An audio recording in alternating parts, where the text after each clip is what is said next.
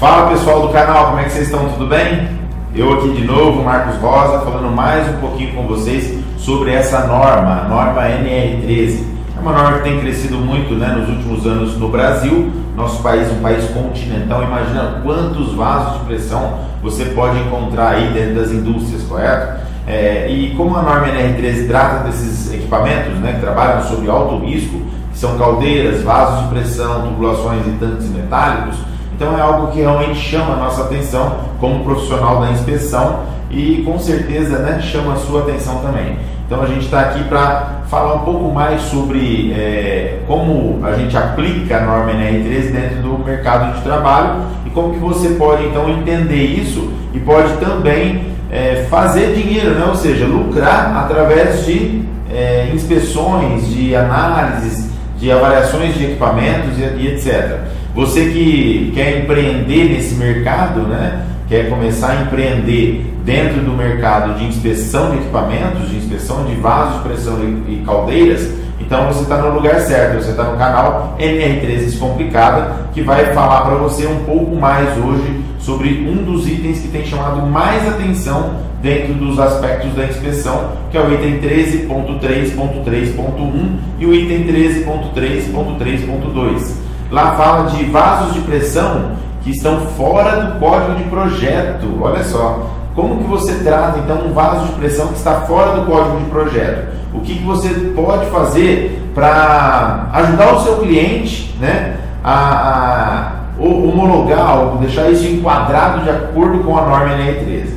Então, após a vinheta, você fica aí para que você possa ver o resultado dessa análise que foi feita aqui, tá bom? Mas antes disso, clica aqui no gostei, né? Dê um joinha, se inscreva no canal caso você ainda não é inscrito e compartilhe com suas redes de contato, né? Esse vídeo que com certeza ele chama bastante atenção e ajuda muita gente dentro da área da inspeção, dentro da área da NR13, tá bom? Então vamos lá com a vinheta.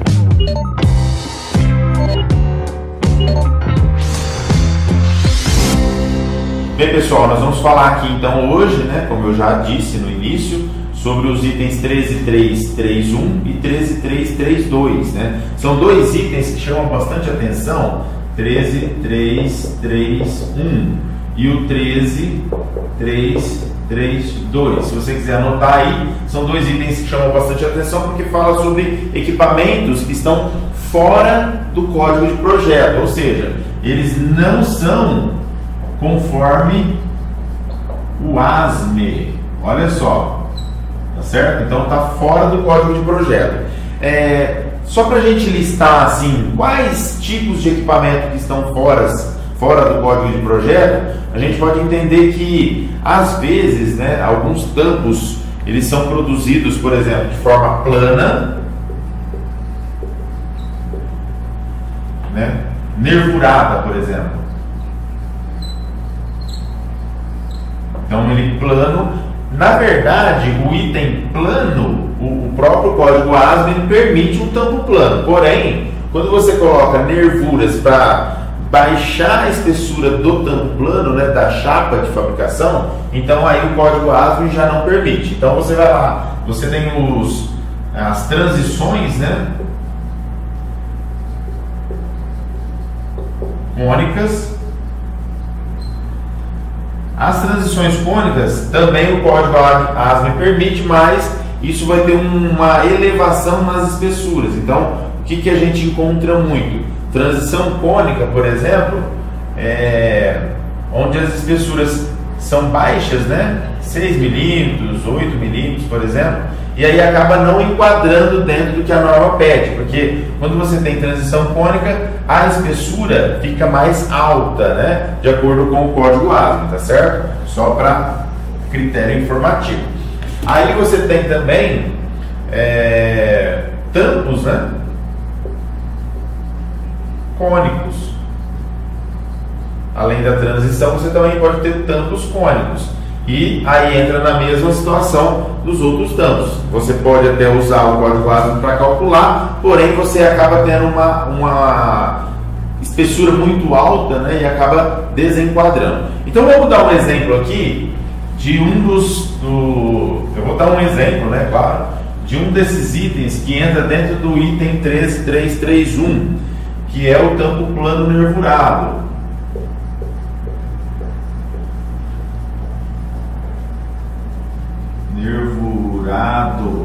O tampo plano nervurado, ele é aquele tampo, eu vou fazer um desenho aqui, tá? Só para vocês terem uma ideia. Imagina que ele é um tampo, aqui é o vaso de pressão, correto? Aqui é a pressão de 3 kg, vamos dar esse exemplo aqui, por centímetro quadrado. Então a pressão ela está exercendo nesse sentido, e é um tampo plano, só que ele tem algumas nervuras, né? Ele é nervurado. Então imagina que ele tem um anel de reforço e tem ali algumas nervuras, né? E aí você olhando ele de cima, ele é mais ou menos isso aqui, né? Ó. Então imagina que ele tem duas nervuras aqui e duas aqui, certo? E uma chapa calandrada em volta do tampo. Então imagina aqui o tampo, né? As furações que seguram o tampo no equipamento. E aí você tem essa situação, então vamos dar esse exemplo aqui. Aí você chega lá no seu cliente, você foi contratado, ó, sua empresa, você foi contratado para fazer uma inspeção periódica. Então vamos lá, inspeção periódica mais o prontuário, certo? Então você está fazendo esses dois itens, você vai fazer completo. O cara não tem nada, é um equipamento antigo, já foi fabricado desse jeito, já está há muitos anos lá rodando, né? Talvez há 5, 10, 15 anos rodando, e agora ele foi fiscalizado, esse é um exemplo, tá? E aí ele falou assim para você: olha, ô engenheiro, vai lá, PH, e faz para mim a inspeção desse equipamento aqui, né? E quando você faz a inspeção do equipamento, para fazer a inspeção periódica e também o prontuário, você precisa então de um as-built, né, de um desenho de como está. E aí você percebe, na hora que você joga dentro do código ASME, que esse tampo nervurado ele não é o suficiente. Por quê? Porque ele está com 12,7 milímetros e pelos códigos, né, pelo código ASME, pelos cálculos, um tampo desse aqui com uma pressão dessa daria em torno de 60 milímetros de espessura para um tampo plano, certo?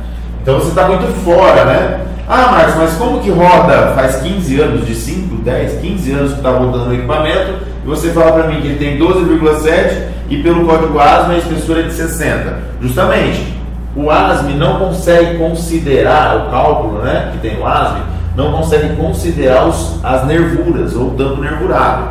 Mas a NR13 já prevê isso. A norma NR13 já prevê que talvez o código ASME não vá conseguir calcular todas as situações. E aí que entra o item, né, que a gente citou, que é o 13.3.3.1 e o 13.3.3.2. Vamos ver então na norma o que isso mostra? Vamos lá então. Bem, eu estou com a norma aí, tá? Para vocês darem uma olhada. E o item 13.3.3.1, olha o que ele diz, olha. Quando não for conhecido o código de projeto, ou seja, no caso ali daquele vaso de pressão não se é conhecido, né? Deve ser respeitado o quê? A concepção original do vaso de pressão. Olha lá, caldeira, tubulação ou tanque metálico de armazenamento. Empregando-se os procedimentos de controle prescritos pelos códigos aplicáveis a esses equipamentos. Ah, então detalhe. Então se você, olha lá, falou lá que você não tem o código, não conhece, tá? Você tem que respeitar a condição original, que seria um tampo plano. Então vamos respeitar essa condição. Mas aí ele fala que assim, que você tem que empregar os procedimentos de controle prescritos, né, nos códigos aplicáveis. Então seria a mesma coisa de pegar o código, né, o código aplicável para vaso de pressão, que é o ASME 8, né? Você vai pegar o ASME 8 então e vai aplicar alguns procedimentos dele para fazer o equipamento. Então onde que você vai aplicar isso? Onde? Então vamos voltar aqui.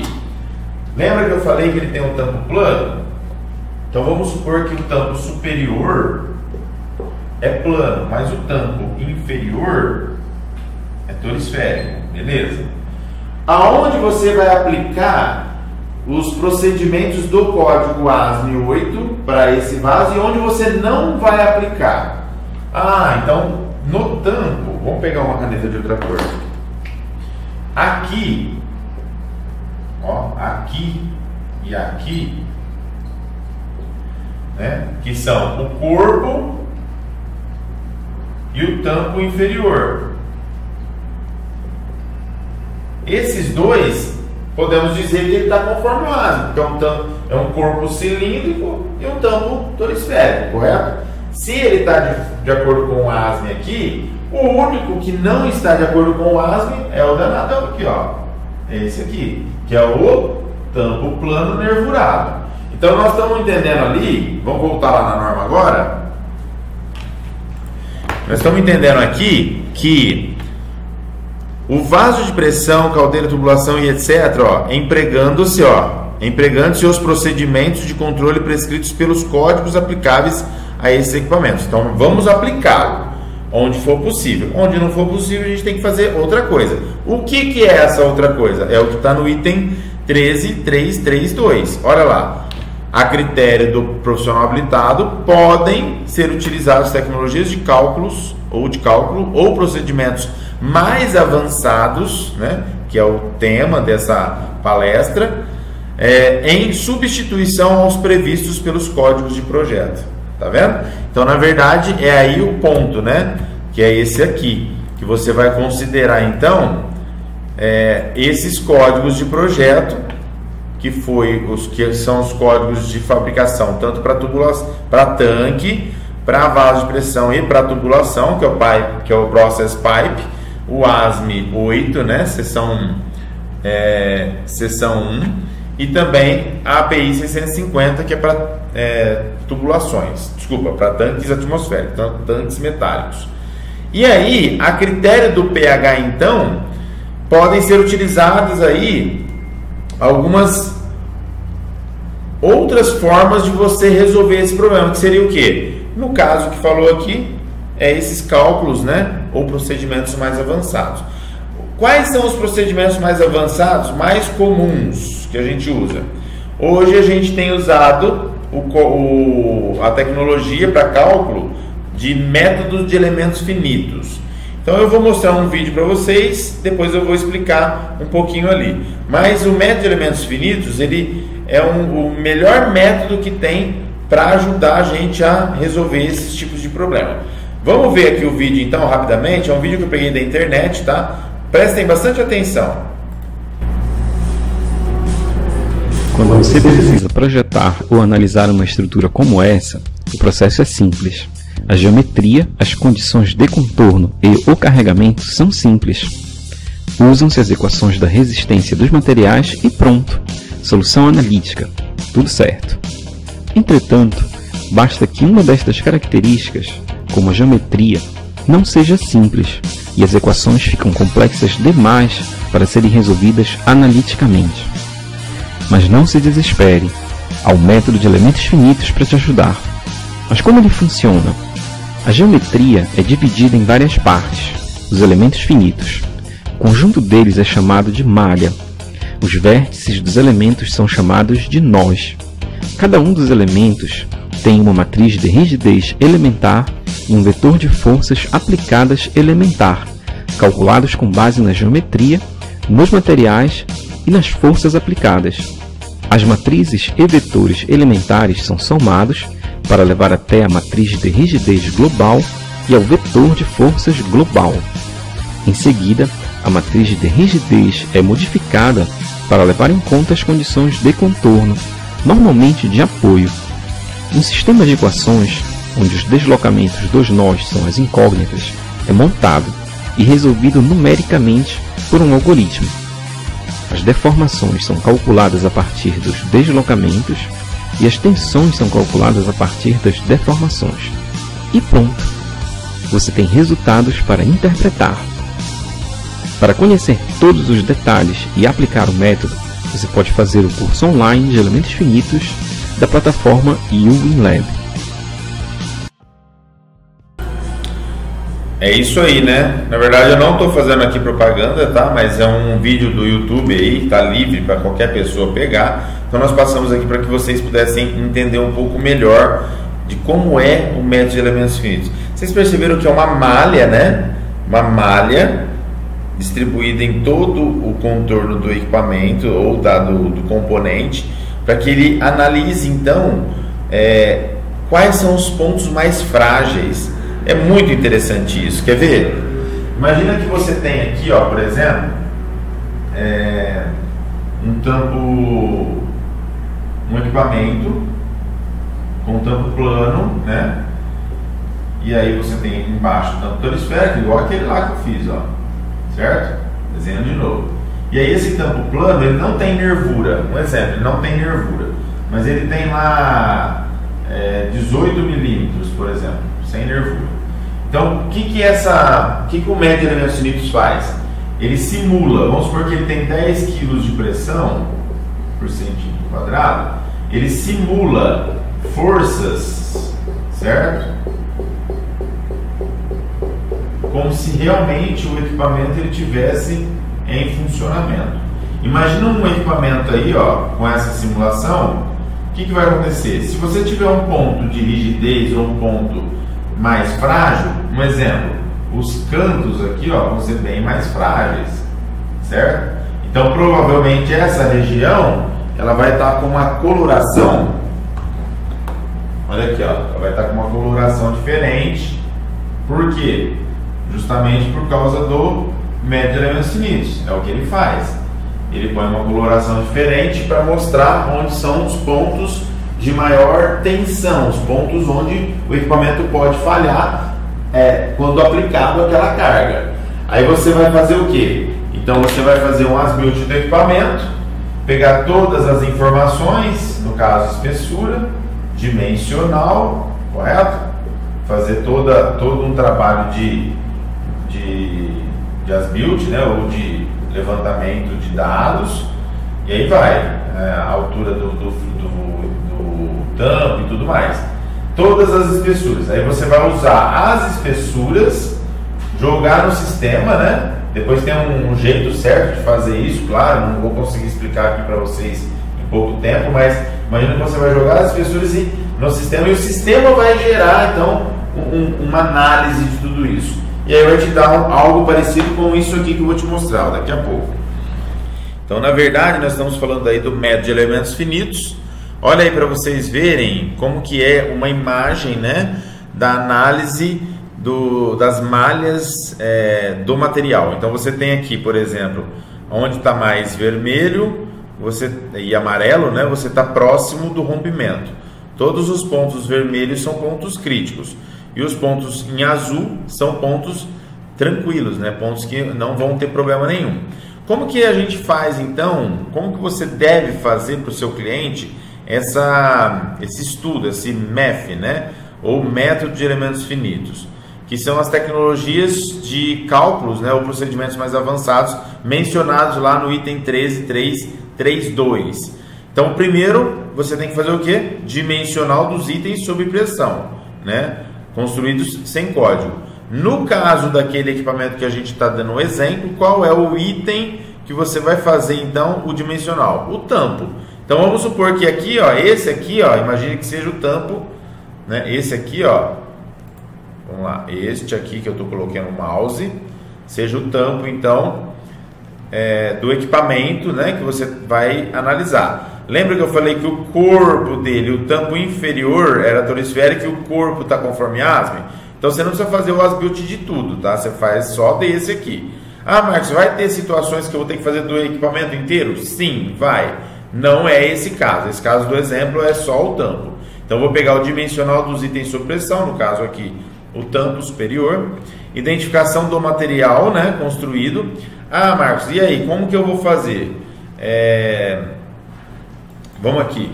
Na verdade, quando você tem um equipamento nessas situações, né, aí o código ASME ele fala o seguinte para você, né? Isso é para uma outra aula, mas eu vou explicar aqui. você tem N materiais, né? E você tem que identificar. Lá fala só, identificação do material construído, né? Então imagina que você não sabe que material que é. Então, como o código ASME, você tem que usar, lembra que eu falei lá que você tem que usar os parâmetros do código ASME. O código ASME dá uma lista de materiais, né, gigante. E aí essa lista de materiais dão lá a tensão máxima, né, de resistência. A tensão máxima de resistência é o que? Vamos dar um exemplo aqui de um material. Eu até coloquei ali aquele material, o ASTM A285 grau C, que é o mais usado entre os engenheiros. Por quê? Porque ele é o primeiro material. Na verdade, ele é o de número 3, tá? ASTM, que é plate, né? E ele tem aí, então, algumas temperaturas maiores, né, para se trabalhar, que vai até 300 graus, por exemplo, sem ter alteração na tensão máxima. Imagina que a tensão desse material aqui, a tensão máxima desse material é 108 MPa. Isso está lá no ASME 2D Metric, tá? Então está lá no ASME 2D Metric, quem quiser ver pode ver, ASME 2D, certo? A tensão máxima de resistência do ASTM A285 grau C é 108. Então o que você vai fazer?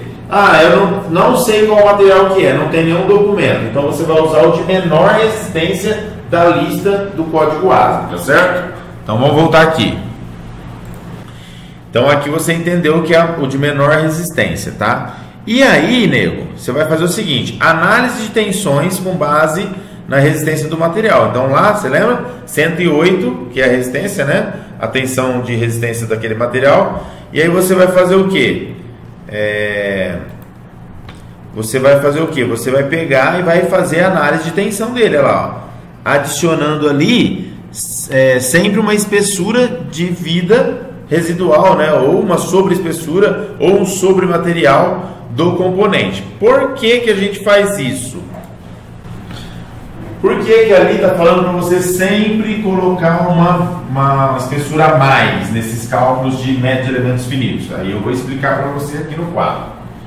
Então imagina que você tem lá a espessura encontrada é de 12,7 no tampo, tá? Isso aqui é o tampo, ó. Estou fazendo a análise do tampo. Quando você vai jogar os dados, que é o as-built, né? Você foi lá, pegou o dimensional e vai jogar os dados dentro do sistema, né? Para fazer o MEF, que é o método de elementos finitos. Qual que é a espessura que você vai jogar? Se você jogar 12,7 milímetros, que é a espessura encontrada, o sistema ele vai gerar o método de elementos finitos e vai falar assim para você: olha, você pode operar até uma PMTA de 6 quilos por centímetro quadrado. Lembra que eu falei que ele tem uma PO de 3? Então, quer dizer que ele estaria bom, né? Beleza. Porém, se você jogar a espessura encontrada, essa aqui vai se tornar a espessura o quê? A espessura mínima requerida. Então imagina que você vai ter uma espessura mínima requerida igual à encontrada. Quanto tempo de vida tem isso aqui? Quanto tempo esse equipamento vai ter?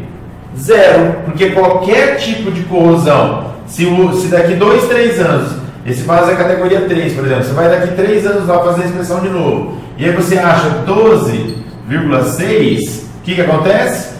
Se a espessura mínima encontrar, a espessura mínima é 12,7, que foi de cálculo, você já tem que fazer outro cálculo, e você sabe que você tem material suficiente para baixar um pouco. Então o que eu tenho que fazer? Em vez de rodar o MEF com 12,7, eu vou rodar o MEF com 8,7.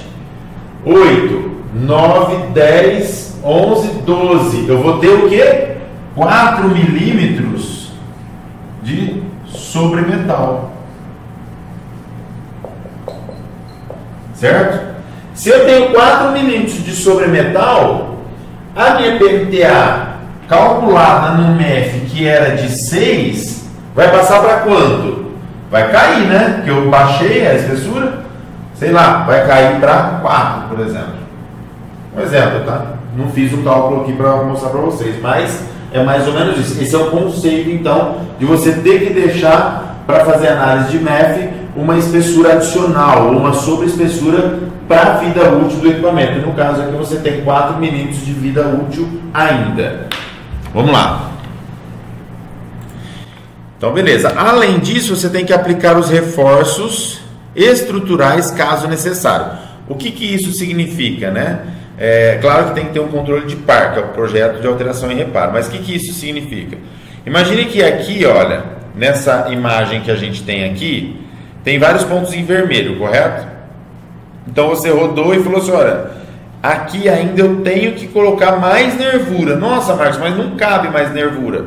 Então eu coloco chapas aqui para fechar isso, para ver como que ela vai reagir. Imagina que colocando uma chapa caixão aqui, se depois eu rodar novamente, né, o MEF com essa chapa aqui na simulação, o que vai acontecer? Eu vou conseguir eliminar esses pontos frágeis. Eliminando os pontos frágeis, eu vou estar com o equipamento ok, tá certo? Mas como que é então o método de elementos finitos? Na prática, eu tenho aqui comigo um relatório para que vocês consigam ver, tá? Então esse aqui é um relatório de métodos e elementos finitos, tá? Tá aqui, ó.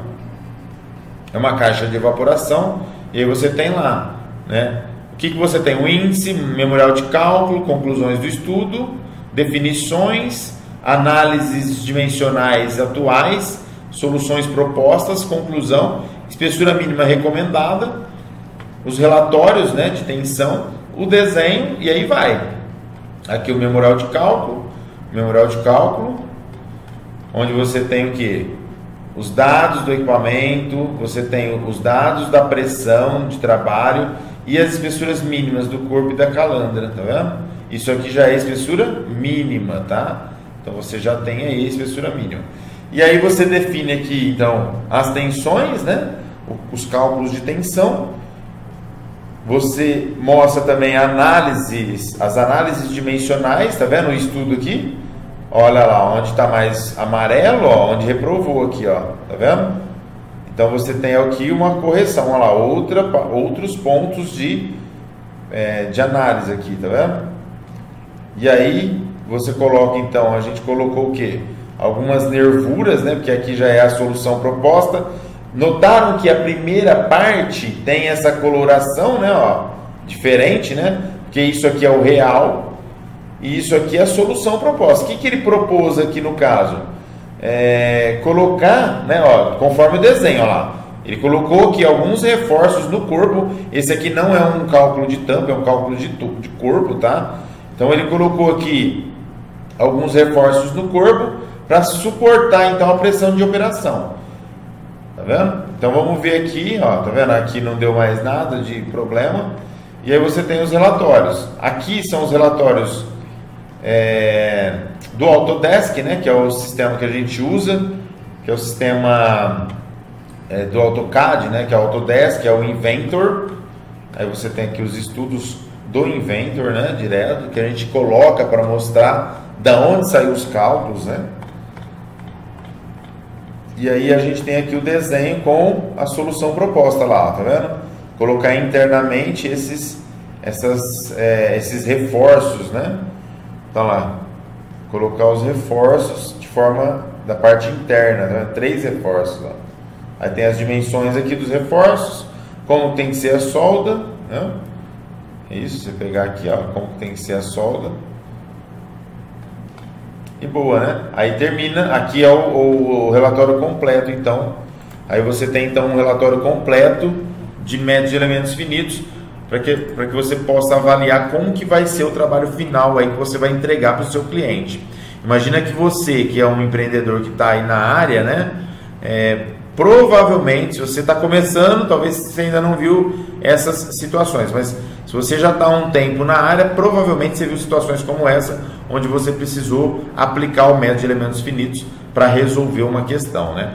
E aí o item 13.3.2 ainda fala lá, né, que isso substitui aos códigos previstos pelos códigos de projetos originais, né? Então imagina que isso aqui vai substituir um cálculo, por exemplo, com MEF, com um cálculo com base no ASME, tá? Então o MEF é uma forma de você aplicar e de você entender um pouco melhor aí a questão das resistências dos materiais, tá certo? Então tá certo, né? Então até aqui a gente viu essa situação. Aí você fala assim, Marcos, mas por que a gente fala que o código ASME, por exemplo, ele não pode ser aplicado, né? Ali a gente estava vendo uma situação, nesse método de elementos finitos que eu mostrei o relatório, a gente estava vendo uma situação onde os dois tampos eram torisféricos e o corpo cilíndrico, né? O que isso está fora da norma? Aí vem o detalhe, né, que eu quero mostrar para vocês também aqui no quadro. O que está fora da norma naquele exemplo ali? Que eu te dei um exemplo no começo de um tampo plano nervurado, né? Esse é mais provável que você vê que não está conforme a norma. Mas e aquele lá que era assim, ó? Aquele lá do exemplo era um vaso de pressão. Se eu consigo desenhar aqui bem, né? Que era um vaso de pressão com os dois tampos torisféricos. E lá no exemplo ainda precisou colocar nervuras aqui, né? Ó. Viu lá no exemplo? Tinham 3 nervuras, né? Três suportes ali, 3 reforços, né? Deixa eu escrever aqui, ó. Reforços. 3 reforços foi colocado lá. Por que se dá isso? Então vamos lá. Imagina que você chegou lá, então agora você vai ver uma situação um pouco diferente. Você viu uma situação onde o seu equipamento tinha um tampo plano nervurado. E agora você pegou uma situação onde ele é totalmente conforme o ASME, mas você jogou os dados lá. Vamos supor que o tampo ele estava com 7 milímetros, o outro tampo estava com 7 milímetros. E o corpo dele, em todos os lugares que você media, você encontrava lá 8,5, por exemplo. 8,5, vamos colocar igual só para ficar mais fácil de você entender o conceito. Então essas aqui eram as espessuras reais, as espessuras encontradas. E aí, quando você faz o uso do código ASME para calcular, para fazer um prontuário, um memorial de cálculo, o ASME, ele tem então um fator de segurança, né, que é vou escrever aqui para vocês conseguirem pegar certinho, ó. Então ele tem um fator de segurança,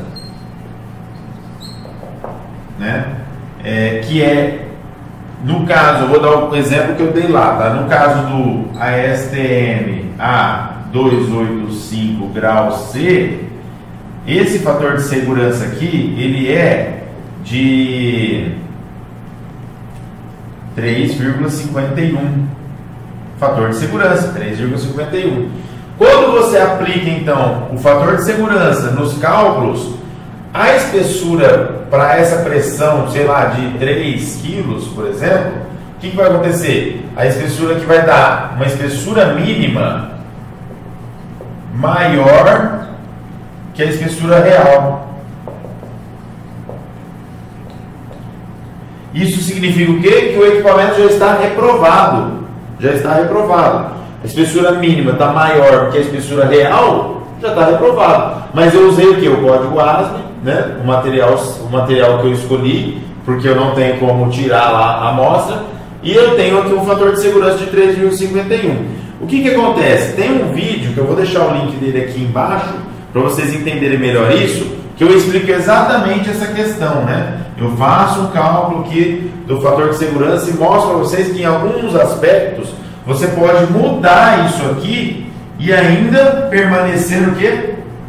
Seguro, que é o que a gente sempre prega aqui no canal. Imagina que você tem que ficar primeiro aqui, ó, seguro primeiro, certo? Então, se o fator de segurança é 3,5, eu posso aplicar um fator de segurança de 2,5? Não sei, tem que fazer os cálculos e avaliar. O médio de elementos finitos ajuda você a fazer isso. Só que, por que eu tenho que falar então que quando é médio de elementos finitos, ele não está conforme o ASME? Porque se eu mudar essa aqui, esse fator, que é o fator de segurança, para 2,5, que é o caso que a gente deu o exemplo, então eu não posso falar mais que eu estou conforme o ASME. Eu saí fora do ASME porque o ASME especifica isso, eu tenho que fazer certinho. Se eu não uso isso, eu estou fora do ASME. Mas estou seguro? Sim, ainda estou seguro. Né? Por que eu ainda estou seguro? Porque eu coloquei lá 3 reforços e fiz com que a espessura mínima desse equipamento ficasse menor que a real. Certo? Se ela for menor que a real, o equipamento está aprovado, correto? Então, beleza. Então, isso aí mostra para a gente que existe a possibilidade de você atender o seu cliente, existe a possibilidade de você fazer isso e ainda permanecer seguro, né? E de uma forma íntegra, né? Fazendo o que é correto, dentro do que a norma NR13 pede. A norma NR13, gente, apesar dela não ser uma norma técnica, e sim uma norma regulamentadora, ela abre um leque enorme, né, para que você possa usar as ferramentas que você tem, tanto nos códigos de projeto, como para códigos, né, especiais e mais avançados, como ela mesmo diz ali, no item 13331, né, que facilita então o enquadramento de alguns equipamentos. Por isso que, às vezes, eu já ouvi falar isso, né, o pessoal fala assim, mas é impossível uma empresa de 30 anos, uma indústria de 30 anos enquadrar 100% dos seus equipamentos porque são muito antigos. Negativo. Isso depende de caso a caso. Marcos, mas você está falando de um equipamento de 3 quilos e um equipamento de 100 quilos é da mesma forma? Não, você tem outros parâmetros que você tem que avaliar para você poder mudar talvez um código de projeto, mudar um fator de segurança para um equipamento que trabalha com uma pressão tão elevada, tá certo? Então, fica aí mais essa dica para vocês. Gostei muito de falar com vocês hoje novamente, né? Fiquei um pouquinho fora aí, porque eu estava fazendo um treinamento, um curso, e eu acabei dando uma esfriada, mas agora a gente vai voltar aí com força total, beleza? Forte abraço a todos e fiquem com Deus.